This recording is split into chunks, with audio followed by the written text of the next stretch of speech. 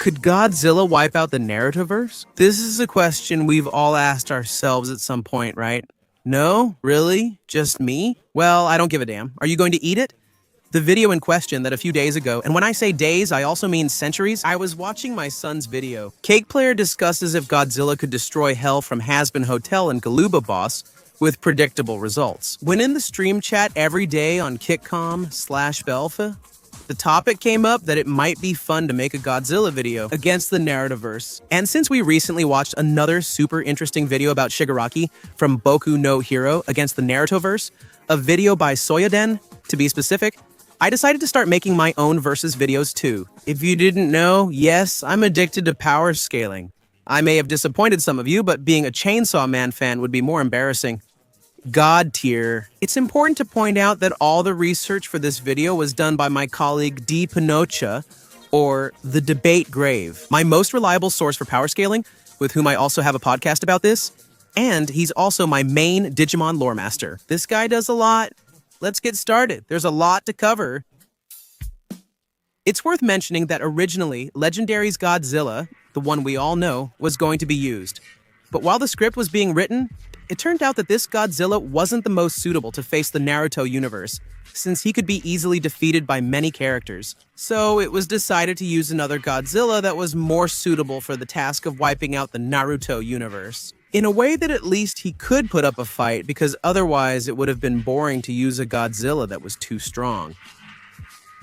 While the assistant was choosing which Godzilla could be interesting and fit with Naruto, it was considered that Godzilla is resistant to most of Naruto's techniques and matches Naruto's theme. Naruto is about ninjas, energy, and aliens, but mainly energy and aliens. If Kishimoto wanted aliens in Naruto, why not add one here? So it was decided to use SpaceGodzilla since not only did he fit in, but even his abilities allow him to develop very well. In this verse, even though he's not one of the strongest Godzillas, to determine if SpaceGodzilla could sweep the Narutoverse, let's go ahead and explain SpaceGodzilla's power, and then we'll pit him against the most important characters from the Naruto Shippuden anime. I know the format will be similar to Soyoden's video exactly, but don't worry, there will be some differences in the verses section. Starting with SpaceGodzilla, he's an almost identical clone of Godzilla from the Heisei era, except he was born. After Godzilla's cells that were in space regenerated and mutated, a black hole forced them to fuse with some crystals. And later, these cells were strengthened by the energy of some stars, thus giving rise to SpaceGodzilla. This Godzilla is covered in large crystals and can transform into a crystal comet to fly. In space, he can potentially reach light speed or faster, since he comes from a movie in the 80s where the laws of physics didn't matter at all. Even on Earth, in this form, he moves as fast as a regular airplane. SpaceGodzilla can generate crystals like those on his body wherever he attacks or touches the ground. These crystals absorb nearby energy and transfer it to SpaceGodzilla, boosting his power. With the crystals, SpaceGodzilla gained electric attacks powered by psychic energy and stopped using atomic breath to use these beams more effectively. He has such strong psychic power that he can levitate, shoot crystals at opponents, and easily lift both Godzilla and a super mecha worm dozens of meters into the air before slamming them to the ground. This is quite impressive, considering that this Godzilla is almost immune to psychic attacks, such as mind control or telepathy. Even Mothra's human psychic Mickey, enhanced with a machine and a control device, couldn't subdue him, causing the machine to explode from overload. Since SpaceGodzilla is genetically identical to Godzilla, being his clone, that means he would also be immune or almost immune to mental attacks. He should also inherit Godzilla's trait of having two brains in different parts of his body, which can regenerate in seconds if only one is destroyed.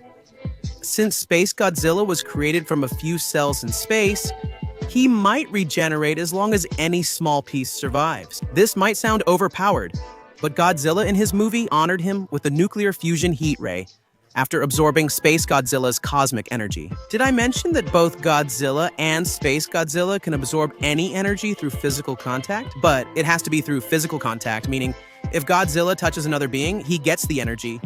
But if he's shot at, he can't absorb the energy. Like if they were Android 19 or something, no, he can't. SpaceGodzilla addresses this weakness by creating a crystal shield that reflects energy attacks. Although Godzilla couldn't damage this shield, in the few games featuring SpaceGodzilla and his shield, No kaiju can damage it. Even so, this shield only lasts a few seconds when used and doesn't seem to be a spammable technique, since it always takes a long time for him to use it again. Among other abilities of SpaceGodzilla, we have that.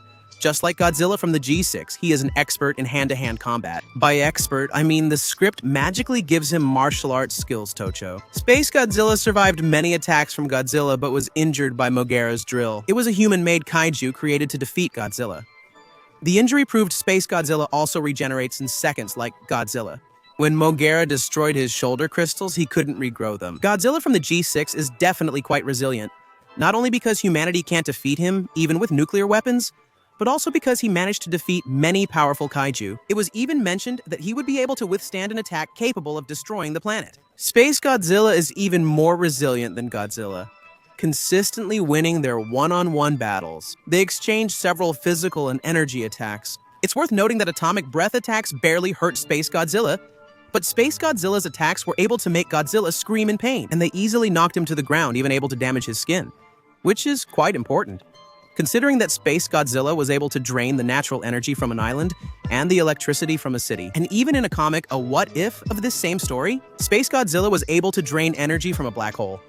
Can we assume that he's capable of absorbing any kind of normal energy thanks to his use of cosmic energy? By the way, SpaceGodzilla was able to briefly resist the pull of a black hole. This may be because he's used to the pressure, having been born in one. You know, things that don't make sense in real physics but in fiction, well, there they are. In terms of physical strength, SpaceGodzilla is just like all the kaijus of his era. He treats buildings like papier-mâché, breaking them wherever he goes. This stands out because he can match Godzilla and Singura. Mogera's attacks had no effect on SpaceGodzilla, who easily lifted him with his tail and threw him. He could easily pierce a mecha worm with his tail. Notably, one of his signature attacks is dropping from the air onto the ground. Depending on the height, he can create a crater hundreds of meters wide, and SpaceGodzilla emerges unscathed. Afterwards, SpaceGodzilla can emit electromagnetic pulses that make nearby electronics malfunction. How close? It's unclear, but likely a few kilometers, possibly due to his excess energy. I mean, a version of the nuclear pulse Gojira used against Ghidorah in the Heisei era. Space Gojira is extremely cruel and ruthless, even with his great intelligence. He attacked a friendly baby Gojira and used him as bait to lure Gojira, forcing him to protect the baby, until Space Gojira got bored and left Gojira. He wiped out a religious cult that worshipped him and nearly took over a planet just for that reason. He even killed a newborn baby, crushing it with his hand just to drain its energy. I mean, he's got quite a presence. Among his pseudo-abilities, we can only find 3. The first would be sound attacks, which are quite powerful, as it was shown with the mecha worms that they were able to hurt him and crack his crystals. The second is that if one of his brains bursts, he gets stunned for a few seconds, like what happened to Godzilla, who has 2 brains. Third, Godzilla used energy stolen from SpaceGodzilla to defeat him with several attacks. These attacks, according to many wikis, are said to be around 1,000,000 degrees. But in the movie, they don't say anything about that, and I couldn't find any reliable source. Now that we know what he's capable of, let's move on to the confrontation with the Narutoverse, starting with the regular ninjas. It doesn't matter how many there are, there's nothing they can do, logically. If an alien civilization with advanced technology couldn't do anything, then there's nothing they can do to him. One might think that with several combined attacks using air and electricity or water, maybe they could do something to him. Since Godzilla's attacks barely affected him, I doubt they can harm him. The insects or sand attacks might be the most interesting, but an area attack like the pulse should be enough to deal with everyone. Moving to the Kagas, none are useful.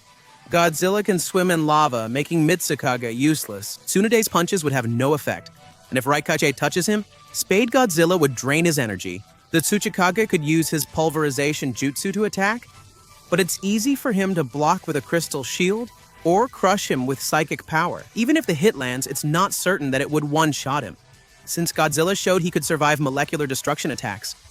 If they only destroy parts of his body, the battle would continue. Gaara could put up the best fight due to his sand, but SpaceGodzilla can easily use psychic power to crush him. Although Naruto's characters are fast, SpaceGodzilla's size and range make it easy for him to catch them with psychic power and area attacks. Moving to Akatsuki, things get more interesting with 3 characters to analyze: Itachi, Obito, and Pain. No surprise, the rest would die in one hit and can't hurt him. Even Haiden could be defeated, as these crystals would eventually drain his chakra. On Itachi's side, it's worth mentioning that he wouldn't be able to put him under a genjutsu, since SpaceGodzilla is immune. Maybe it's his resistance, mental attacks, or having 2 brains. Genjutsu doesn't affect insects because they lack a single brain like animals. Amaterasu and Susanoo aren't ideal, as SpaceGodzilla's crystals could absorb them. Soon after, Shinra Tensei could only pin Pain to the ground, nothing more. It's just like the impact SpaceGodzilla makes when he crashes while flying. None of the Pains can act, as SpaceGodzilla would drain their chakra. What about Yahiko, the main Pain, and his mini Shinra? Tensei could be overcome by a fraction of the Kyuubi's power, so SpaceGodzilla wouldn't even notice that he's trying to push him. The planetary devastation attack. Most likely he wouldn't even be able to lift him, but if he did, it would be very easy for Spade. Godzilla uses psychic powers to hurl rocks at him. It's pretty wild that Godzilla even has psychic abilities. On Obito's side, it's worth mentioning that Obito could become intangible to get inside him and blow up his brain. But doing so would expose him to internal temperature and radiation, making it a death sentence. So blowing up his brain is useless since that doesn't destroy him. Could the second one regenerate? He shouldn't beat him with Kamui either, since SpaceGodzilla survived being absorbed by a black hole. Also, Obito needs to be solid in order to try to absorb him, so he'd be exposed to having his energy drained by the crystals once again. Or SpaceGodzilla could grab him with his psychic power and destroy him. He may be his hardest enemy to defeat. As the fight continues, more crystals emerge, causing faster energy drain while SpaceGodzilla keeps getting stronger. He proved he can destroy a whole civilization, so extending the fight is unwise. Next, the Bijos can't compete with SpaceGodzilla. Additionally, their size makes them easy targets. And as chakra masses, they're vulnerable to the crystals. Some may think spamming Biyudamas could beat him since they destroy mountains, but SpaceGodzilla could easily block the first wave with his crystal shield and defeat them using his cosmic psychic electric rays. If these can seriously injure Godzilla, shouldn't they one-shot the Bijus except Kurama? He might last a little longer, but SpaceGodzilla should still handle him, as the shield can deflect the Bijudamas. If they fight in melee, their attacks would do little damage, and he would also drain their energy. Moving to Naruto's heavyweights, let's discuss Obito in Ten Tails Jinchuriki mode. He loses the Kamui, so he loses the only thing that would help him face the Space Lizard. Despite gaining physical power and truth-seeking orbs, he's still nowhere near SpaceGodzilla's level. The crystal shield should stop the truth-seeking orbs, and Godzilla could break them if he hits them, since they're not immune to physical attacks. Ultimately, the crystals could absorb them, as they're made of chakra too. Even though Obito Jinchuriki is fast, if SpaceGodzilla lands a tail swipe or a strong attack, he takes him down. As for Guy Sensei, with all the gates open, he would be able to push SpaceGodzilla back with his blows, since a direct hit from Mogera was able to push him. But taking him out is another matter. Guy would break all his bones instantly against the tough skin and rapid regeneration. Even if he pierces SpaceGodzilla, the regeneration ensures he'd still recover. If SpaceGodzilla uses the Super Shield, Guy would probably destroy his body uselessly against it. Now let's talk about Naruto at his peak. Sage of Six Paths mode. He could do a lot of damage with the enhanced Rasen Shuriken, but he would need to finish the fight quickly since it's an all-you-can-eat energy buffet for SpaceGodzilla. Even if Naruto uses Senjutsu to see the crystals drain energy, SpaceGodzilla would still win easily. By flying very high and shooting beams like crazy, like an idiot, to try to hit him or keep creating more crystals that steal energy, it turns into a battle of attrition. Although Naruto can attack airborne targets, it's not his specialty. So, depending on how high SpaceGodzilla decides to attack, he could have a greater advantage. Considering that while Naruto is focused on him and the crystals he creates nearby, it's very possible that SpaceGodzilla could gain advantages, and from time to time he fires attacks far away to create crystals at a distance that start stealing the planet's energy. Ultimately, SpaceGodzilla would win because Naruto would run out of chakra and couldn't take it from nature, as SpaceGodzilla would steal it. More likely, Naruto would give in to basic needs: sleep, hunger, or using the bathroom, meaning extreme exhaustion. Moving to Sasuke. This is more interesting because his power is close to Naruto's, but his abilities differ greatly. The ones he shares with Itachi aren't useful. Indra's arrow is especially interesting, as it could seriously harm SpaceGodzilla if he fails to defend himself. Shield, still. Since Sasuke lacks Senjutsu, he probably won't know the crystal's purpose. Since most of his attacks are lightning element, he's also at a disadvantage because SpaceGodzilla could absorb them more easily. He'd likely be defeated if he used his Susanoo, as SpaceGodzilla could easily grab him with psychic power and squeeze him like an orange. As we enter the final stretch, we come to Madara. Even though he has interesting techniques like summoning mini meteors, this still wouldn't be very effective since SpaceGodzilla could easily move the meteors with psychic power. Madara is fast, but one hit could take him out. So, what options does he have? Sage Mode. He has abilities from Pain, Itachi, and Obito, so the Kamui issue returns. With his great speed and truth-seeking orbs, he could destroy Godzilla's brain and block regeneration by filling the space with the orbs. Meanwhile, he can destroy the second brain. Will Madara be the obstacle that SpaceGodzilla can't overcome? Yes, but no. Madara won the fight, but not the war. Madara would retreat believing he had won, but after a while, SpaceGodzilla would regenerate and start to grow. He keeps using crystals until the planet's energy is gone, ending all life and winning. Could Madara win and save the world? Yes, but only if after smashing both of his brains, he puts him into the Kamui. He may not remember after defeating him, and after a loss, SpaceGodzilla would likely avoid him.